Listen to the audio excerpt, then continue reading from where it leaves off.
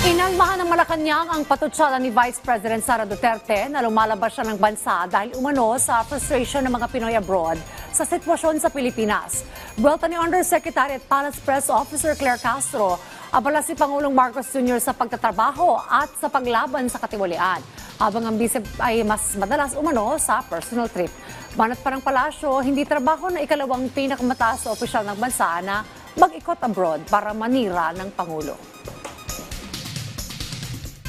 Hindi po sagot ang pagbabiyahe para masolusyonan kung may problema man ang bansa. Hindi po trabaho ng Vice Presidente at wala po sa konstitusyon na kailangan siya magbiyahe para siraan ang Pangulo at para hilingin sa taong bayan ang pagbagsak at pagtanggal sa pwesto ng Pangulo. Unang-una, dahil pag pinatanggal po ang Pangulo sa kanyang pwesto, ang makikinabang po dyan ay ang Vice Presidente. Hindi po iyon trabaho ng Presidente. Maliwanag naman po siguro yan sa ating konstitusyon.